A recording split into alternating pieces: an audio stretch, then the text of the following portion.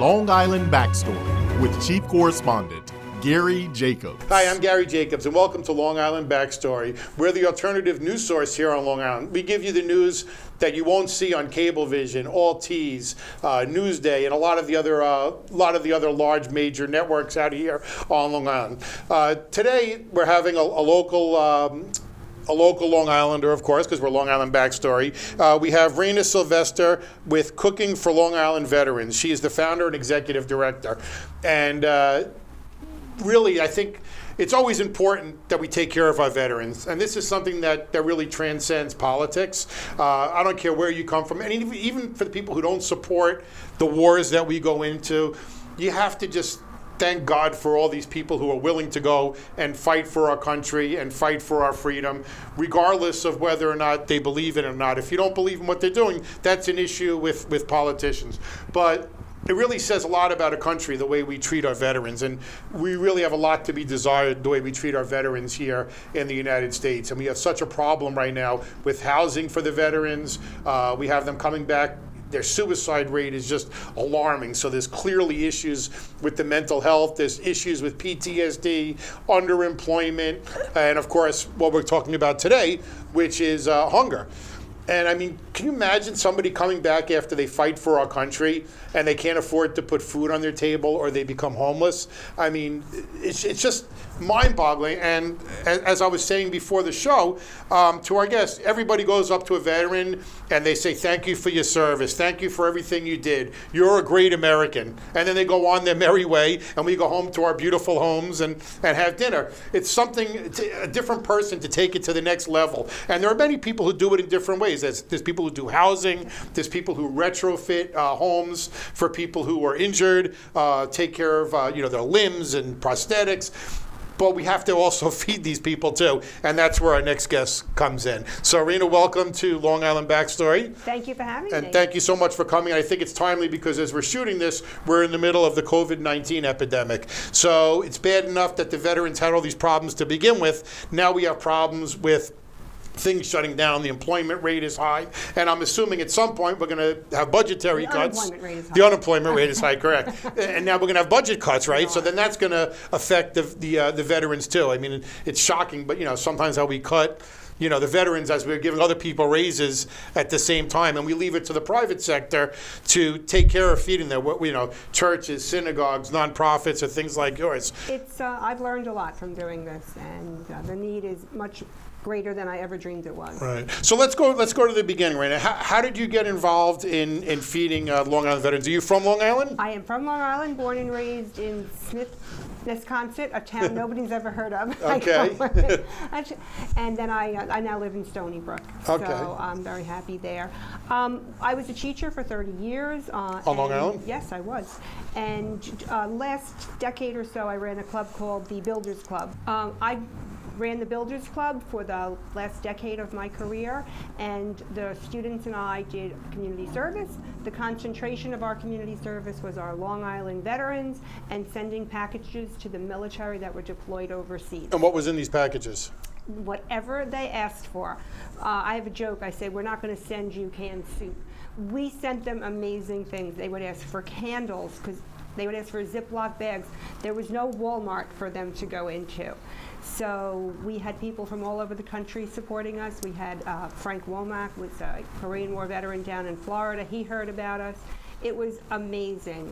We had the Dark Horse, we had 211, 24. Those are all Marine Corps units, and we have connections with them still to this day. It's great. The kids, myself, other teachers. Now, did you get feedback from the veterans when you sent them they weren't veterans at the time. I shouldn't say they're veterans. These are people who are actually serving. They were serving, and they were thrilled. We have a couple of Long Island people. There was Patrick Williamson from the 106th Air Force. There were Steve, I can't pronounce his last name, but a lot of Marines from Garden City were deployed, and it was a fabulous thing for the students to do. I couldn't have done it alone. I had many, many teachers supporting me. And family members, parents. I still am in touch with a number of families who now support me. I've been retired for a few years with what I'm doing now, which is feeding the veterans on Long Island, mostly the homebound, but I also help the veterans that might need a car repair or they might need some type of help writing a resume. And when I say I do it, the organization does. Myself, I'm the contact person, but the volunteers totally step up to the plate. So let's just hit rewind a little. Do you come from a family of veterans? My father was a veteran, but he says it was a most uneventful, most uneventful. I believe they disqualified him because of an injury. So he is buried in Calverton, but he did not actually go to war. So this is something that was sort of thrust upon you that you didn't, Actually, set out to do, and then you fell in love with well, the work? I'm not going to tell you the long story, not that I don't want to, but at one point there was a pastor named Reverend Jeffrey Skopak and his wife. They were in a church in St. James, and I was very close with them. And it just so happened that one of the men that we were sending to from the Marine Corps was a chaplain. And together we cooperated with the church and the school and the Marine Corps, and it was a really nice thing. When that ended, when that unit got sent home, 225 from Garden City took their place. And it was just a great fit, and then we kept going on and on and on, and a lot of work, but it was really, really, I got so much more from it than I gave, and I gave a tremendous amount. So you did this with the while you were teaching, right? Yeah, that was my after-school club. After-school club. So then you retired from teaching? I did. And you could have just, gone away and passed the baton, right? I could Now, have. are they still doing this in the school that you were at? No, they are not. The whole club has dissolved when I left. Well, that's sad. So what made you decide after you left to start your own foundation and I was young. a I was nonprofit? only 53, and I was retired. And I knew that it's always, those who give are the richest in life. And I know that when I was giving all of that with the students and the families, it was very, very satisfying, very, very rewarding. In life, we all get thrown some monkey wrenches, and I have certainly gotten thrown some monkey wrenches, which we don't have to discuss here. But it just made me realize that no matter how bad my situation is, there are people that need help, and there are people that are grateful, and that there's something I can do to be productive and to contribute to society. But it's something a little bit different than what you were doing originally, which is sending the package overseas, because that's so far removed. There's thousands of miles in the middle, and now you transition to something where you're actually touching the people, and really, I think there's got to be more of an emotional. I mean, it's nice to get a letter when you send somebody, and you may bring tears to your eyes, but you're still so far away. Sure. And now you transition to something where you really get to know these. I mean, even with the packages, for example, people send packages, but then you can stop, and that's the end of it. And they get sent home. They don't need the packages they leave. anymore. That's it. Right, or maybe right. somebody else takes over. Right. Maybe. But now, what you're doing. I want to start to the beginning, but when people do something like this, I think now people are depending on you. They are. And when we get it's some a of the huge volunteers, responsibility. Some of the volunteers will, when the person gets sent the meal package, it's not just a meal, it's a box, and it has at least 3 breakfasts, 3 lunches, and 3 dinners, and they're all homemade by people with love. Sometimes a restaurant will donate it to us or whatever, but they'll also get who cooked it. So it might say, scrambled eggs and bacon by Kim Reagan. And then they can call Kim Reagan and thank her. And they have a relationship, because when you are a widow or a widower, or you're an older family, especially older family members, especially in COVID, you have lost all connectivity with people. And some of them are literally crying about how lonely they are. So not only do they get a visit from us with nourishing food, they have a relationship with someone. They can actually call them up and say, I'm a little low on meals today. I would really like you to make me some pea soup today. What about good old spaghetti and meatballs? Right. So let's go. How did you start this? Like, where do you even begin? Because I guess first you set up the organization, and I'm assuming you need some money. No, actually that's incorrect. Okay. First we started doing it without any money. Without anything. Okay. So how do you even start though? Like, where do you know who to go to? After I retired, I was feeding the veterans at the Marine Corps Detachment League, who are not needy. I just want to add that. But just to thank them for their service, Right. every Friday night I made sure that they were served dinner. Okay. I did not necessarily serve the dinner. There were many volunteers, I could name them if you'd like, that either cooked or sent pizza or sent burritos, and every Friday night they would have dinner. So I eventually changed whatever made a website page, a Facebook page called Cooking for Long Island Veterans, and once a week people would send that. I then started volunteering at a homeless shelter for veterans, and I also was able to help some of them for a while. So because I had been involved with veterans for 10 years, I was trustworthy. One of the things I say to people is, can you imagine somebody coming up to you and going, I'm going to go visit your mom and dad, and I'm going to walk into their house and bring them a box of meals? I would be like, get the hell away from me. Right. You don't know if it could be, I mean, especially now, you know, but Exactly. you could be letting crazy person. I know. I'm like, so in the beginning when COVID Well, these are first veterans, so they know how to shoot, so they can protect themselves they have too. concealed weapons. Right. So in the beginning, there was actually a girl who's not really part of the story, but she wanted to do it and nobody trusted her.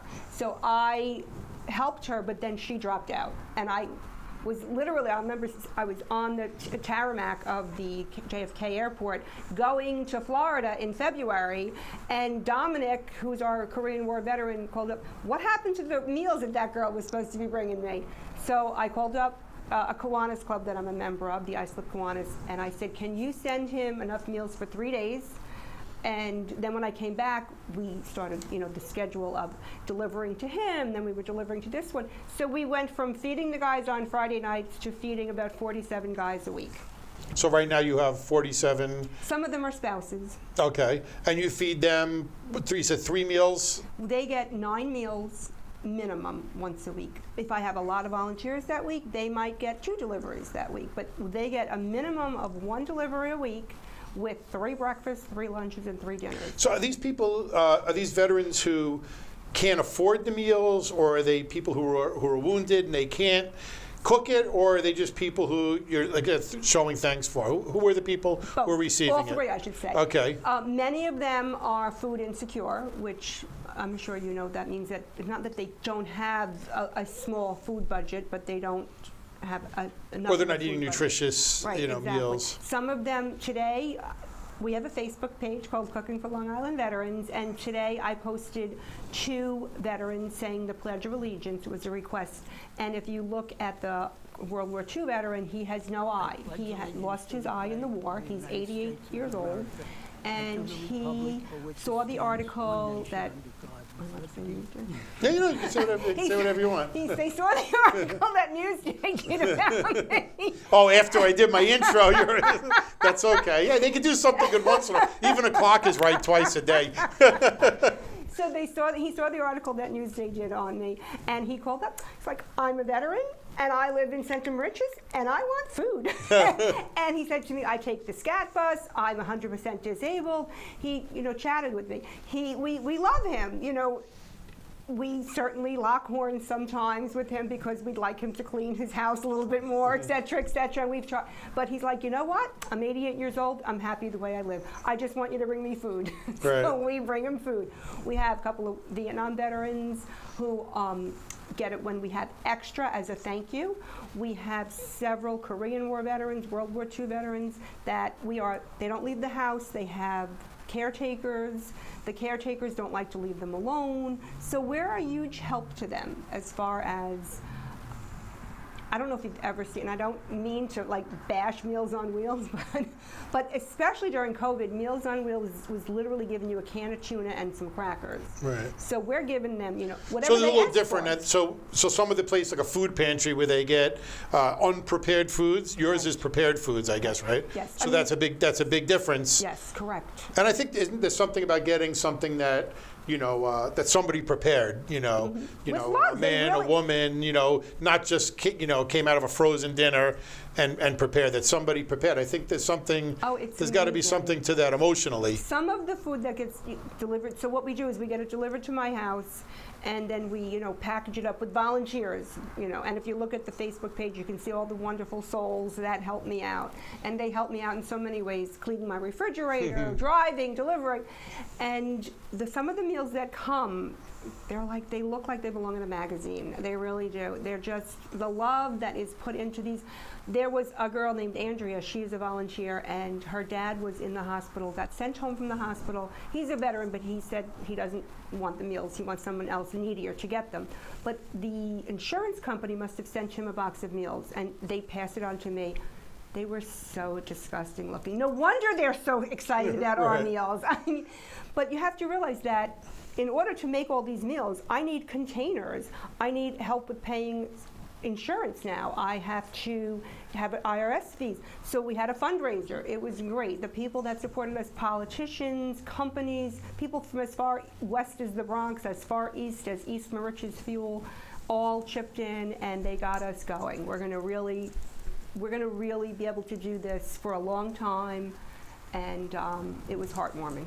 So right now you're okay financially. What is it harder to get the money, the volunteers, the food? What's the hardest part of the fundraiser had a specific goal. The fundraiser was to not have me have to have Tupperware in my bedroom and saran wrap in my kids' room and cases of containers in my basement. The fundraiser is to make my garage, I'm giving up my garage space to a workspace. Okay. And the fundraiser, I think we should be able to cover that. But we also, of course, at times need to buy supplies. I have an Amazon wish list, and people are very generous. There's a company in Huntington. I don't know if I'm allowed to plug or Sure, not. if they're helping out, They absolutely are. plug them. Festive lawn signs are marvelous. They do those great, balloons and numbers on people's lawns. And I put an Amazon wish list up, and I'm like, you have to stop buying everything on my wish list. Other people want to buy things. There was a gentleman from Huntington, and he actually passed at 49. And he used to buy me the entire, wish list. People are really, really generous, and I couldn't do this without them. I really couldn't. I am not responsible for this. I am the ringleader, and I cannot thank the volunteers enough. And so how many people do you have doing the cooking? I would say there's some people that cook once a week, some people cook once a month, some people cook once, and they promise me I'm going to get more, and I never see them. There's a woman who arranges for restaurants to give us some leftovers. I'm going to plug Rocco's Pizza in Where are they? St. James. Okay. They're excellent. Once a week, they must give me this much. All their gourmet pies, they give them to me. Wow. Bagel Express gives me some food. Bliss gives me food. We are willing to take food, and we travel to just about any So establishment. you pick it up, so if a restaurant owner or a deli or Yep. anything is watching, they can call you? They can call me. They can either make us fresh stuff as a treat, which they do sometimes, or if they had a party and it was catered, and not that it's old food, but it's Right. just, was served and there was. Because I remember hearing, and I don't know if it's true, that a lot of the places throw out their leftovers because of insurance or it's too hard to do. And you see people that go in the back of the supermarkets and Yep. they're in the dumpster taking out perfectly good food. Is there truth to that? I've asked a little bit about it. I think that because they're giving it to us, and then of course we have all the veterans sign waivers, Right. and we're also, whatever we get donated, I would say 20% of it we discard also because maybe in the travel or whatever. So we're ultra careful about that. I do want to add that the Gallagher ShopRite family. Where is that? They Where are own the ShopRite in Port Jefferson.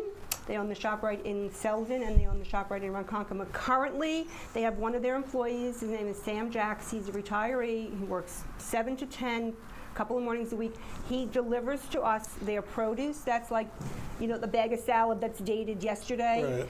They also give us like the bruised fruit, and they give us bread. So That's great. I really want to thank them. And I mean, what a waste. I think I once read that we throw away 40% of our food crazy is number. thrown It's almost away. unbelievable is how much food is wasted in the United I States. can't believe some of the stuff that we get, and I'm like, this would have wound up in the garbage. So what we also do is, in addition to the meals, then we give them a loaf of bread, and we give them, a pie, and from ShopRite, or we give them. There's another place, I can't pronounce it, but it's a fruit distributor in Babylon, and they started giving us, it's like a little too ripe to sell, but perfectly good. Everybody Agori in Babylon, I think it's called, everybody got bananas this week, they got grapes, they got fresh corn on the cob. It was amazing. But to prepare that food, I cannot do it alone. So I had volunteers there today. I have volunteers tomorrow. It's really a labor of love. This sounds like a full-time job. If you can just give me one day a month, that's good. One day a quarter.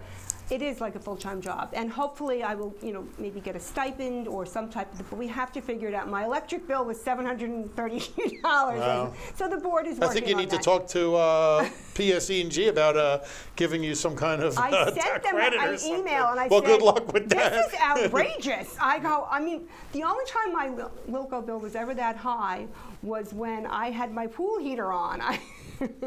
Now, let me ask you, what about like children? A lot of times people have their kids and they go, well, sometimes they have to do it for a school project, but I still think that's okay if they have to do it, because sometimes that's how they get involved and they get connected. And as parents, we have to push them, so they're not going to run out and say, hey, instead of playing video games, I'd love to volunteer. But I think this is a good thing. This is a good thing to bring their children. Could people bring their children?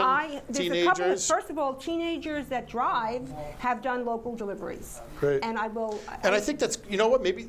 Because sometimes when you do the other volunteering, you don't get to see the end result. Absolutely, right. So they get to actually see the person that's getting the food. I can't pronounce their last name, but there's a local Three-Village family. The mom's name is Stephanie, and the last name's with a V. The daughter is Bridget. And she comes over there, especially with the school sessions, the way they're doing, so she has and she will clean strawberries for me. She will deliver for me. On the weekends, during the summer when they were all off, they cooked a 3-course meal for 20 people at least once a week. I have an attorney out in, I'm trying to think, not Santa Mauritius, where the beach is, not Miller Place. She's out in Miller Place.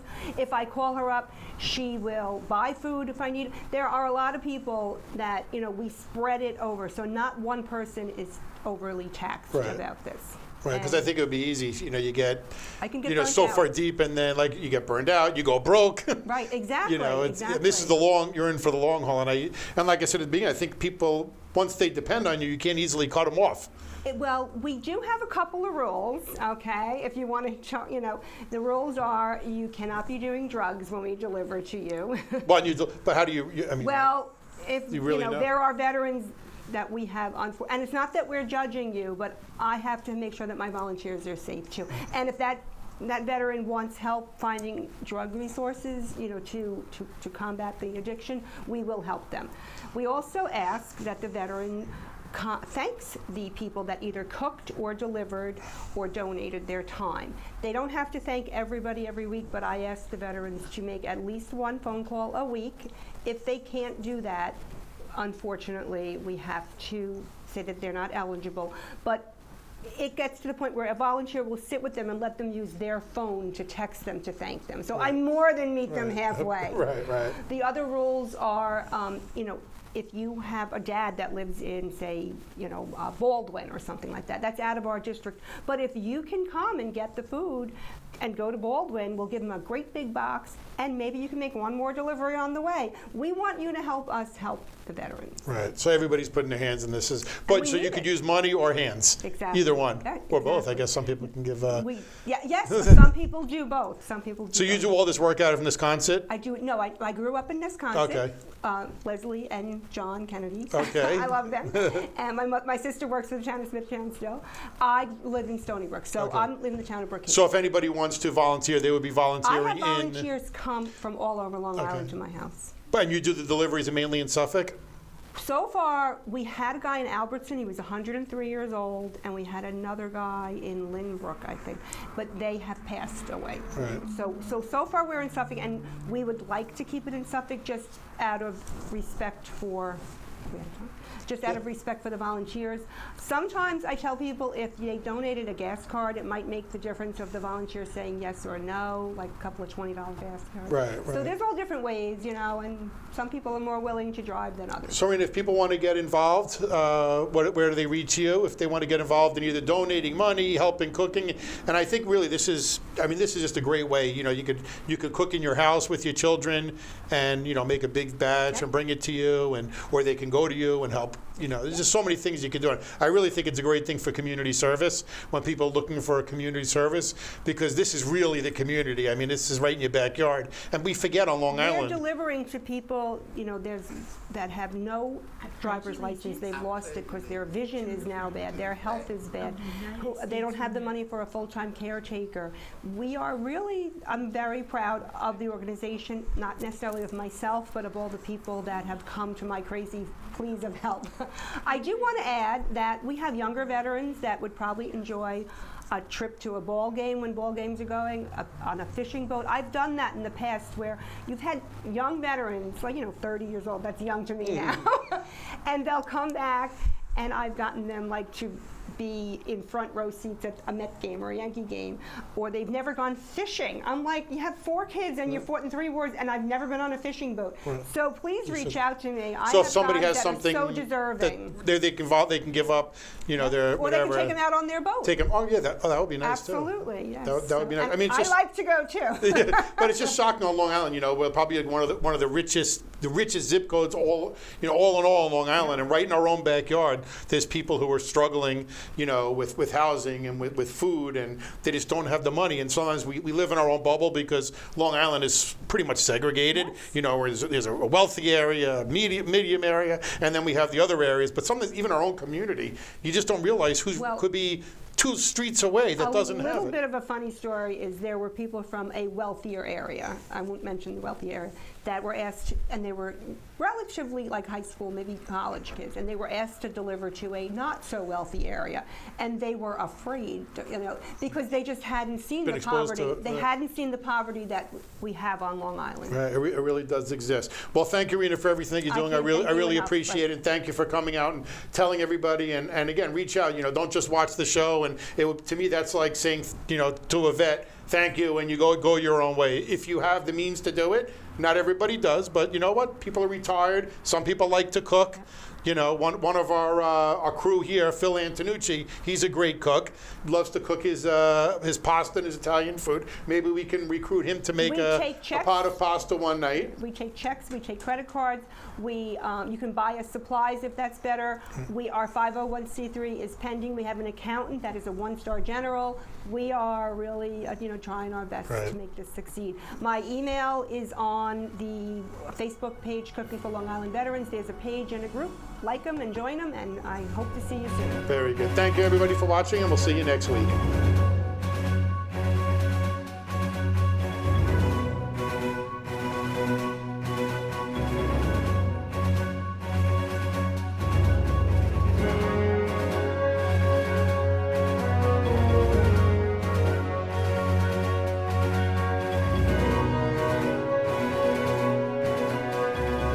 Long Island Backstory is made possible in part by Americans for Legal Reform, the oldest, most successful legal group in the world. P.O. Box 2679, Huntington Station, New York 11746. Telephone 631-421-6390. Website Americans4legalreform.com.